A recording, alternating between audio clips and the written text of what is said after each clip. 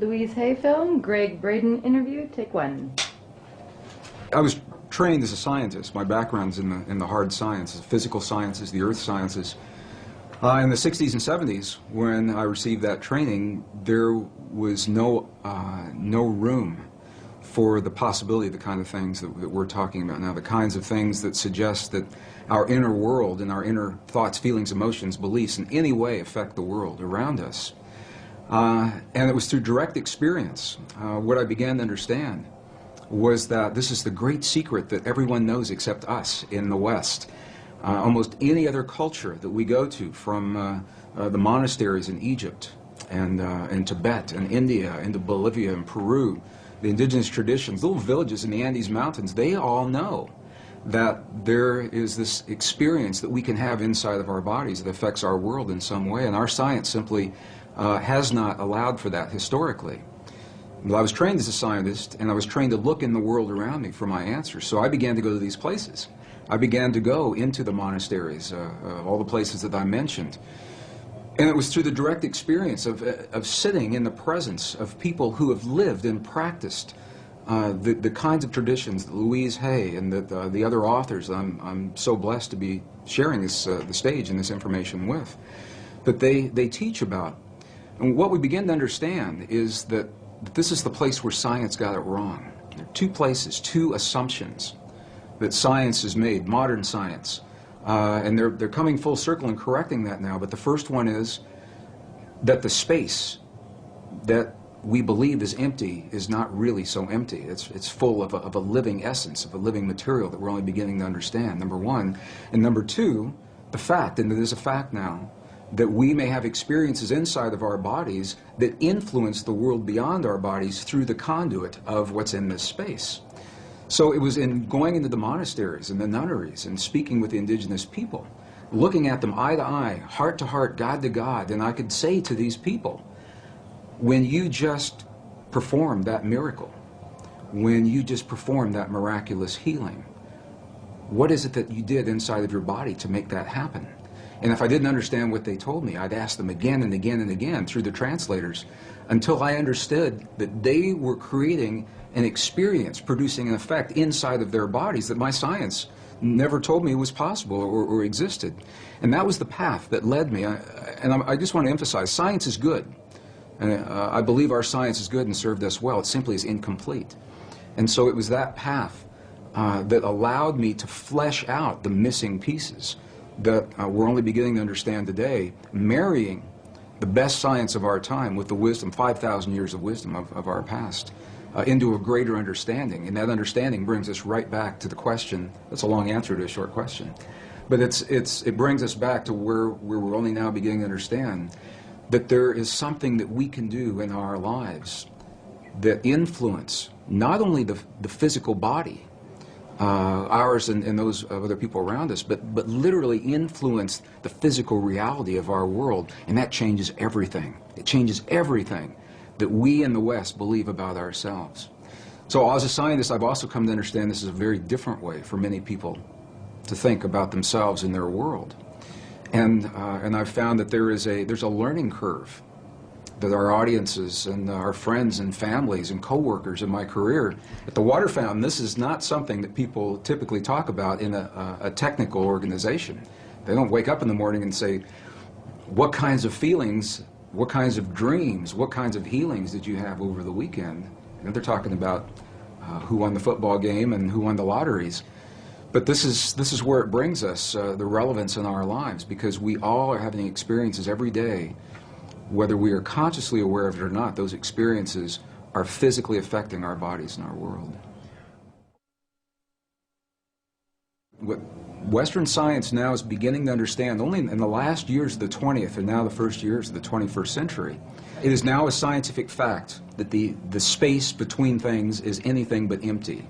It is full of a living, pulsating essence that is so new, scientists have yet to agree on a single term. Some are calling it a quantum hologram, very technical sounding name. Dr. Edgar Mitchell, the former Apollo astronaut, I've had the honor of sharing a stage with him a number of times. He calls it nature's mind. Stephen Hawking calls it the mind of God. Others simply call it the field. In 1944, the father of quantum physics, Max Planck, identified the existence of this field, and he called it the matrix. He said, underlying everything that we see, our bodies included, everything we see in the world around us in our bodies, he said, there is the existence of what must be a conscious and intelligent mind. This is his language in 1944. He said that this mind is the matrix of all matter, and it's from his work that the movie series began and many of the ideas that we have today. So what we know is this, is that we have the opportunity to influence that field in ways now that we're only beginning to understand. It's done through the human heart. It's not a thinking process. Thoughts are important. The ancients made a distinction between thoughts and feelings and emotions. And it's the feelings that are centered in our heart, what are called coherent, heart-based emotions. We know that when we feel a feeling of love, compassion, understanding, forgiveness, when we change the self-esteem, that there's an effect from that it changes the electrical and the magnetic fields in our heart, and that those fields literally change the stuff that our world is made of around our bodies. Our hearts are the strongest magnetic field in our bodies, and our hearts are the strongest electrical field in our bodies, much more so than the brain. While the brain does create those kinds of fields, the heart is many times stronger. And what the science now is showing is that when you can change the field that the atom is in, you change the atom, and we're made of those atoms. So when we have feelings in our hearts, we're changing the field that connects the stuff everything is made of, and we literally are altering our physical reality in ways that sound miraculous in Western science. But again, this is the great secret everyone knows except us, because Western science has only arrived at this understanding. You go to these ancient and indigenous traditions and cultures, it's where they begin. They begin with the understanding, sure, everything's connected, and sure, we're part of it. And then they take us one step further and they say, here, I'll show you. I'll show you how to create the effects in your body so that you can heal your body and you can heal the bodies of others. You can change your self-esteem and your body will mirror that change. It doesn't have to be a long, slow, drawn-out process. It can happen very, very quickly. It can happen in a matter of minutes. We have video documentation from medicineless hospitals in Beijing, China, for example, where they understand these practices and they've employed them for several thousand years. And we can look into the body of a living woman with a cancerous tumor that Western science says is inoperable. And then we can watch as three practitioners that understand the language of human emotion. They create the feeling in their bodies. They're not looking at that tumor as an illness. They see that woman as whole, healthy, vital, completely enabled, fully capacitated. And as they feel that feeling strongly among themselves, her physical body mirrors that. And we can see it through sonograms. We can see that tumor disappear in less than 3 minutes. And that's how quickly reality can change. And this is where the disconnect comes in with Western science. Because I've shared this information with scientists and medical doctors all over the world, and they say, wow, it's a miracle. We're going to have to come back and study this, and we will as soon as we find a cure for cancer, or as soon as we find the cure to cure on the mechanical level, what they see as a mechanical process. And what we now know is our physical body is the outpicturing, is the mirror of something that is not so physical. And this is where science now is only arriving. The three practitioners in the medicineless hospital in Beijing did not judge that cancerous tumor. They didn't judge it right, wrong, good, or bad. They said it's a quantum possibility, and there are many possibilities. Of course, this is just one. They said, now we're going to choose another one. But this is subtle and very, very different way of looking at things, because they acknowledge what is and invite a new possibility rather than having a charge on what is there and feeling that somehow we have to manipulate or cut out, in the case of a tumor, or change, hammer the physical reality into submission. What they're doing is acknowledging that moment, that example, and they're changing it on the level of what we would call the quantum blueprint. They're feeling the feeling as if another possibility has occurred, and in doing so, allowing that possibility to replace the one that exists without judging the one that exists. I was an aerospace engineer in Denver, Colorado during the last years of the Cold War, 1980s, and it was when the famous brown cloud was inundating Denver, and we couldn't all drive on the same days. We had to carpool on different days. And one day I went to an engineer friend's house to do my carpool for that week, and I got there a little early. And I'd never been to his house before, and I said, "Can I use your bathroom?" And I went in there, and he had little Post-it notes of affirmations all over the bathroom, and it said, "My perfect mate is manifesting for me now. My perfect mate is manifesting for me now." We got in his car, and he had little Post-it notes all over the dashboard in the rearview mirror. "My perfect mate is manifesting for me now." And of course, I knew what his office looked like, and it was the same way. He had them all over the walls in the CRT. I said, "Does this affirmation work for you?" He said, "Nah." He said, "It never does." And I said, "Why do you think that is?" And he said, well, look at me. Who'd want to be with somebody like me? I'm just an engineer, you know. He had a very low self-esteem about himself. And I began to think about the way that he was applying those affirmations, and other people have applied them very successfully. And what I found the difference was, for him, it was a thought process that never went beyond what was happening in his mind, in his own picturing, his own self-esteem. And the thought is important. The ancients are very clear about this in the Sanskrit text. They tell us that the thought is the image of the quantum possibility. So in other words, in the realm of all possibilities, everything already exists. My friend's perfect relationship and the worst one he'll ever have. The lightest of the light, the darkest of the dark. Our greatest healing and our greatest suffering, they're already there. And what they invite us to do in these ancient traditions is to reach into those possibilities with our mind. This is the power of the mind. And isolate, we lock in one of those possibilities. So now we have taken it and identified it. However, to bring it into this world, to breathe life into that possibility, is the power of human emotion. Our love for that possibility, or our fear of that possibility, either one will work. To bring that quantum possibility into the particle reality of our everyday lives. We don't have to know that. It sounds very technical. We just have a feeling. But this is the science of, appears to be the science of how these things are working. So this is why our self-esteem is so important. When we feel, when my engineer friend felt that, why would anybody want to be with me, is what he said to me. The affirmation for him was an empty affirmation. It was a thought that had no energy to invite it into this world. And an example of just the opposite of that is I know of other people who have simply made a list of all of the attributes of a perfect partner in life, because this is what many people, I'm using as an example. It works in healing, it works in peace, but we're talking about relationships. They make a list of all those attributes, and then they come from the place that relationship is already happening. What is their life like? How is their life different now that perfect partner is there? How is their evening different? How do they spend their time differently? How do they feel when they wake up in the morning and share their lives with someone? And it's those feelings that they live throughout the day. It's not something you sit down and do for a minute and then you get up and walk away.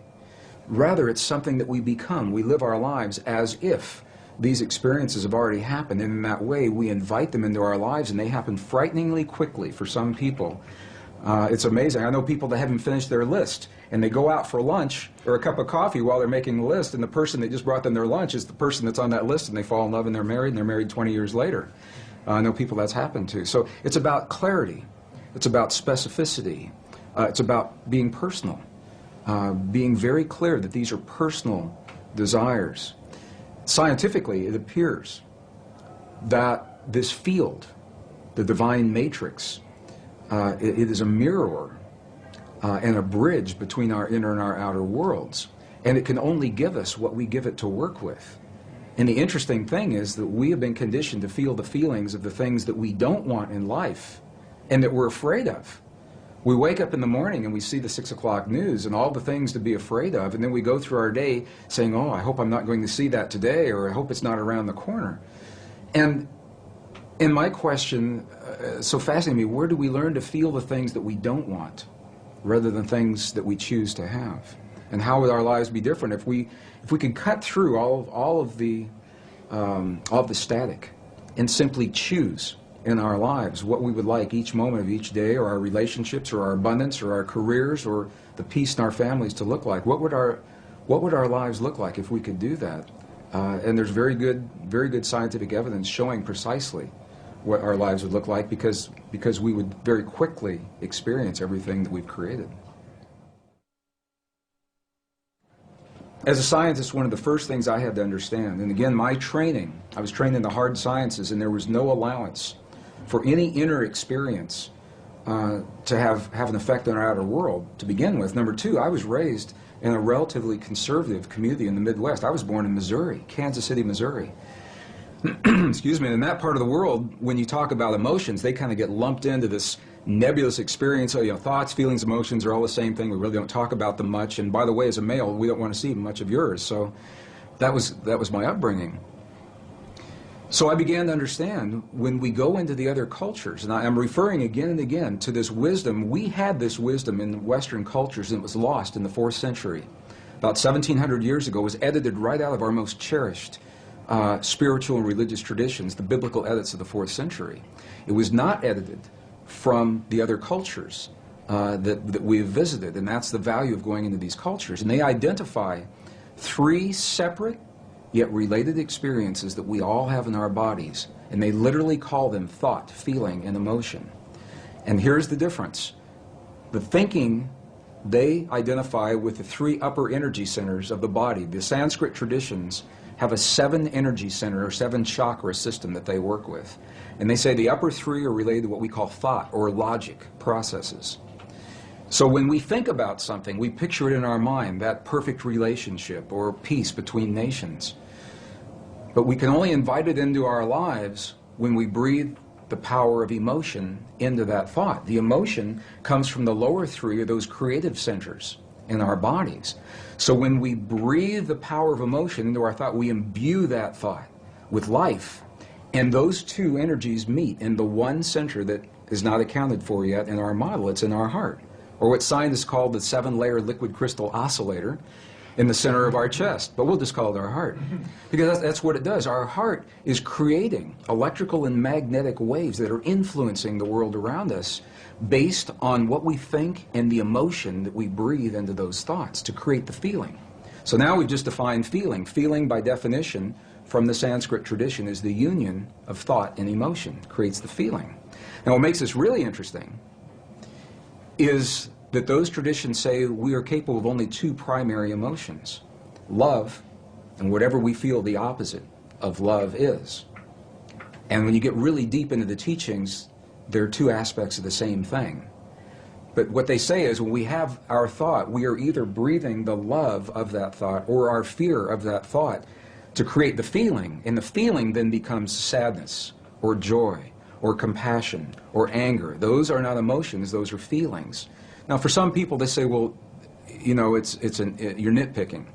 What difference could it make? And these are the subtle differences between these ancient ways of viewing this inner technology. It's literally a technology, because we can have the same thought or the same affirmation and imbue it with a different emotion and have completely different feelings and create a different outcome. And this is the great secret that was edited out of our Christian and pre-Christian, Judeo-Christian traditions. When 45 books were removed in the 4th century, 20 were taken out completely. Another 25 were condensed and rearranged. And we know this because we found the information now in the Dead Sea Scrolls, the Nag Hammadi Library, the Coptic, the Gnostic texts. So we know what those texts would have said if we had had them. But the interesting thing is, without those texts, we tend to rely upon the written word, the validation, to feel that power in our bodies. I think everyone senses or suspects that there's an untapped potential in the human body. I've been on every continent of the earth, and I've asked every audience I've ever been in, do you feel that that's there? And they say, yes, we feel there's something there, but we just can't quite get it. Why is that? So we have a feeling that there's more to us, but we rely on a written validation in a 5,000-year-old text or a scientific study to tell us that it's true. And this is, I think, the value of going into those texts, is we get to see the words that literally say, in the Gospel of Thomas, the lost Gospel of Thomas, it literally says, when these 2 become one, when thought and emotion become one, then you'll say to the mountain, move, and the mountain will move. And I used to think that that was a metaphor. And I now have seen enough to know that moving a cancerous tumor inside the body of a living woman, that's moving a mountain to me. And it's all done from marrying thought and emotion together. In 1998, I had my first journey into the highlands of central China and Tibet. And it was during that time we were given a personal audience with an abbot, who's an elderly leader of a particular sect in the monastery. And this abbot passed just a couple of years ago, so I'm glad that we spoke with him when we did. And it was this man, I asked the question that I asked every monk, every nun, I asked the shaman in Peru and Bolivia, but I had the clearest response from this man. And I asked him a question. I said, when we see your prayers on the outside, and we see you in the chanting hall for 12, 16, 18 hours a day, and we see the bells and the bowls and the mudras and the mantras and the gongs and the chimes and the incense, when we see your prayers on the outside, I said, what are you doing on the inside? And this was the man that looked at me. He said, you've never seen our prayers, because a prayer cannot be seen. He said, what you see are the things we do to create the feeling in our body, and the feeling is the prayer. And then he turned the question on me, and he said, how do you do this in your culture? Through a translator. And I began to think about this and realized that when we lost the words in our most cherished spiritual traditions that tell us that feeling is a language that speaks to our bodies in this world, and we lost the words that validated that, we began to think that the words themselves were the prayers, and if we say, or the affirmations, and if we say those words the right number of times, the right time of day or the right time of year, that we've said our prayer or our affirmation, and then if it doesn't work, we get frustrated and we say, well, my prayer didn't work, or my affirmation's not working for me, because we lost the link with feeling and emotion. When I was in the monasteries in Tibet, and the abbot had passed, a new abbot took his place, who was already in his mid-80s. He's the new young abbot. He's already in his mid-80s. And I asked him a question, and this was in 2005. We just went back. And I asked him a question, and I said, what is the force in your tradition, in your belief system? What is the force that connects the universe? What's the force that holds everything together? And through the translator, he answered me with one word. And I thought I heard it incorrectly. And I said, would you do that again? And he came back and he answered me with one word, and he said, compassion. And I said, well, wait a minute.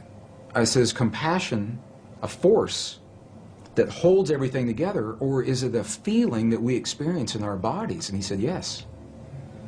And that was very powerful for me to understand that, because it says that we have the ability to feel in our bodies the stuff that holds this universe together. And we're really not so different from those quantum particles in the stars beyond us, or in the tumor that's in front of us, in the suffering of our loved ones, or in the peace between the nations. It's all part of the same thing. The challenge is to make it more than an intellectual exercise. How do we know we're part of all that is? One of the ways that helped me come to that realization, there was an experiment that was done in 1997 in Geneva, Switzerland. Made world headlines. 3,500 reporters from the science journals were there. They documented this experiment, and it didn't make the cover of Time magazine or USA Today, although I think it should have. And what the experiment showed, the bottom line, was that when you take the stuff our world is made of, a particle of matter, one particle, and even if you split that particle and send each portion to different locations, which is what this experiment did. They split one particle of matter and sent one particle 7 miles this direction, the other 7 miles that direction. They were 14 miles apart, and even though they were separated physically, they were still connected energetically. So that when one particle had an experience, they would disturb one particle, the other one acted like it was having the experience. Sometimes the other one would act like it was having the experience before the scientist even disturbed the first particle. And it's mind-boggling. They said, well, how can this be? But what this tells us is that once matter is physically joined, even when it becomes separate, the energy is still there that's connecting it. And this is why it's important to me, because if we go back far enough in time, all the particles of matter of this entire universe that are expanding were all meshed together in a single particle about the size of a green pea, is what scientists tell us today. It's what the computer models suggest. That if you could go into the universe today and take all the particles of matter and take out all the space in between and bring it together and compress it into a size of a single green pea, it means that you and me and every one of our listeners, we were all once part of that same particle that creates this whole universe today. And even though those particles are now separate and expanding, and the studies showed that they are, energetically we're all still linked. When we lost the information telling us we're a part of all that we see, we found ourselves on a very technological path without the wisdom of us being in the equation. So we thought that's the world out there and that we're separate from that world. Now what's happened is our technology has come so far that our very existence is threatened by the technology that we've developed, whether it's the wars or the viruses or the climate change. So I believe we've come full circle now to survive our time in history. We've got to write ourselves back into the equation. Our prayers, our affirmations, our beliefs, our language. And when they're spoken through the language of the heart, they have a direct, powerful, and immediate impact on our bodies and the world around us. And it invites us to be very, very aware of what it is that we truly hold in our hearts as the truth of our world, because we live that in our lives, from the lightest of the light to the darkest of the dark, the greatest fears and the greatest joys.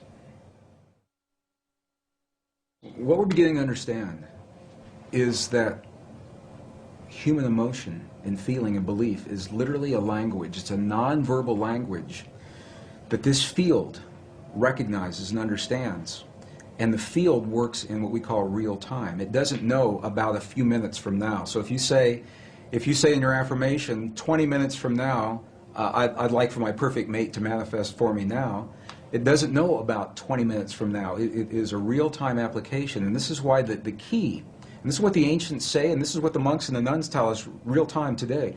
They say to be very specific about what it is that we're choosing to have in our lives, because what we're doing, and it helps if we understand this, what we're doing is in the world of quantum possibility, in the soup, the nebulous soup of all possibilities, what we're doing is we're isolating, we're locking one into place. And if we're not specific about what that possibility is, then how can the field be specific about what it is that it gives to us? Whatever it takes to get us to the point where we can transcend the limits, the laws of physics and biology as we've known them in the past. We have a power within us that transcends those laws, that we're more than our mistakes, that we're more than the suffering, we're more than the limits that we believed in the past. And that is where I say, wow, that really inspires me. Click like below and then click the link in the description box.